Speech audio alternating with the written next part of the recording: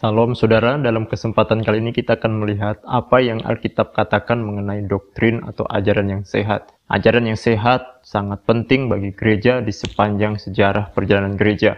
Para rasul juga menekankan pentingnya doktrin sehat, sebagaimana dikatakan oleh Rasul Paulus dalam 1 Timotius 6 ayat yang ketiga sampai ayat yang keempat bagian A. Jika seorang mengajarkan ajaran lain dan tidak menurut perkataan sehat, yakni perkataan Tuhan kita Yesus Kristus, dan tidak menurut ajaran yang sesuai dengan ibadah kita, ia adalah seorang yang berlagak tahu, padahal tidak tahu apa-apa. Di sepanjang sejarah gereja selalu terdapat ajaran-ajaran yang bertentangan dengan doktrin yang sehat, sehingga Rasul-Rasul Kristus menekankan pentingnya doktrin yang sehat itu. Untuk itu Rasul Paulus menetapkan suatu aturan mengenai ajaran atau doktrin yang sehat. Yang pertama, doktrin yang sehat adalah ajaran yang sesuai dengan perkataan Tuhan Yesus Kristus, sebagaimana yang ia katakan di ayat di atas. Yang kedua, doktrin yang sehat adalah ajaran yang sesuai dengan ibadah kita. Lihat 1 Timotius 6 ayat yang ketiga. Kata ajaran yang sesuai dengan ibadah kita tersebut berasal dari teks Eusebian Didaskalia, yang berarti ajaran kesalehan. Poin kedua ini hendak menegaskan bahwa ajaran yang sehat adalah ajaran yang menghasilkan kehidupan yang saleh. Hal itu juga dia tegaskan kembali dalam Titus 2 ayat 1, tetapi engkau beritakanlah apa yang sesuai dengan ajaran yang sehat. Selanjutnya Rasul Paulus menjelaskan isi dari ajaran yang sehat itu di ayat-ayat selanjutnya. Di ayat yang kedua dikatakan, laki-laki yang tua hendaklah hidup sederhana, terhormat, bijaksana, sehat dalam iman, dalam kasih, dan dalam ketekunan. Demikian juga perempuan-perempuan yang tua, hendaklah mereka hidup sebagai orang-orang beribadah, jangan memfitnah, jangan menjadi hamba anggur, tetapi cakap mengajarkan hal-hal yang baik. Dan dengan demikian mendidik perempuan-perempuan muda mengasihi suami dan anak-anaknya, hidup bijaksana dan suci, rajin mengatur rumah tangganya, baik hati dan taat kepada suaminya, agar firman Allah jangan dihujat orang. Demikian juga orang-orang muda nasihatilah mereka supaya mereka menguasai diri dalam segala hal, dan jadikanlah dirimu sendiri suatu teladan dalam berbuat baik. Hendaklah engkau jujur dan bersungguh-sungguh dalam pengajaranmu, sehat dan tidak bercela dalam pemberitaanmu, sehingga lawan menjadi malu karena tidak ada hal-hal buruk yang dapat mereka sebarkan tentang kita. Hamba-hamba hendaklah taat kepada tuannya dalam segala hal dan berkenan kepada mereka. Jangan membantah, jangan curang, tetapi hendaklah selalu tulus dan setia, supaya dengan demikian mereka dalam segala hal memuliakan ajaran Allah, juru selamat kita. Ini semua berkenaan dengan yang Rasul Paulus sebut sebagai ajaran kesalehan.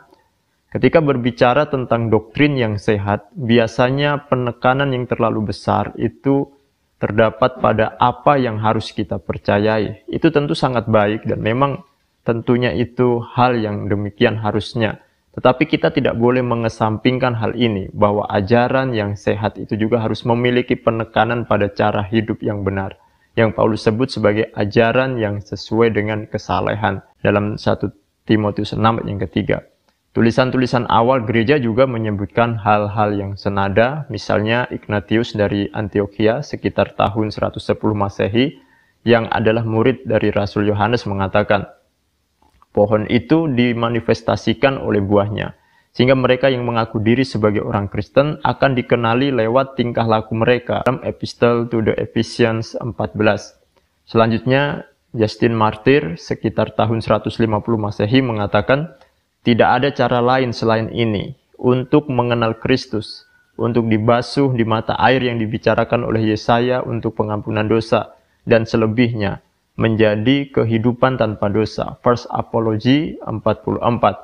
Apa yang kita lihat di sini adalah bahwa orang-orang Kristen mula-mula memiliki doktrin atau ajaran-ajaran yang signifikan terhadap kesalehan hidup. Itulah sebabnya penting untuk memperhatikan apa yang kita percayai, apakah itu menghasilkan perubahan hidup yang sesuai dengan kehendak Tuhan ataukah tidak. Sebab orang yang berkenan kepada Allah bukan mereka yang hanya percaya, tetapi mereka yang mengamalkan kebenaran. Para Rasul 10 ayat yang ke-35, Setiap orang dari bangsa manapun yang takut akan Dia dan yang mengamalkan kebenaran berkenan kepadanya. Selain itu, doktrin yang sehat juga harus memiliki kebenaran apostolik atau rasuli, di mana setiap pengajar harus mengajarkan apa yang diajarkan oleh rasul-rasul, bukan pendapatnya sendiri. Sebab pengajaran mereka itu berasal dari Yesus sendiri. Dalam 1 Korintus 4 ayat yang pertama dikatakan, demikianlah hendaknya orang memandang kami sebagai hamba-hamba Kristus yang kepadanya dipercayakan rahasia Allah. Jadi rasul-rasul ini menerima pengajaran dari Tuhan Yesus. Selanjutnya mereka meneruskan pengajaran itu kepada murid-muridnya. Misal Paulus meneruskan pengajaran itu kepada Timotius. Dalam 2 Timotius 1 ayat yang ke-13 dikatakan, peganglah segala sesuatu yang telah engkau dengar daripadaku sebagai contoh ajaran yang sehat, dan lakukanlah itu dalam iman dan kasih dalam Kristus Yesus. Selanjutnya dari murid-murid ini kepada murid-muridnya yang lain. Misalnya dalam 2 Timotius 2 ayat yang kedua, apa yang telah engkau dengar daripadaku di depan banyak saksi, percayakanlah itu kepada orang-orang yang dapat dipercayai, yang juga cakap mengajar orang lain. Jadi Timotius tidak mengajarkan pendapatnya sendiri, tetapi apa yang ia terima dari Rasul Paulus. Dan selanjutnya Timotius juga harus mengajarkan kepada orang-orang yang dapat dipercaya. Itulah beberapa hal yang Alkitab katakan mengenai ajaran yang sehat, dan setidaknya beberapa poin ini akan menjadi satu landasan bagi kita bagaimana kita mengenali atau mengerti doktrin atau ajaran yang sehat. Yang pertama, ajaran yang sehat itu harus berdasarkan kepada perkataan Tuhan Yesus Kristus. Yang kedua, ajaran yang sehat, doktrin yang sehat itu harus membawa satu perubahan hidup atau doktrin yang mengajarkan tentang kesalehan hidup. Kemudian doktrin yang sehat juga itu adalah doktrin yang memiliki akar pengajaran rasuli yang diterus lanjutkan sampai kepada gereja masa kini.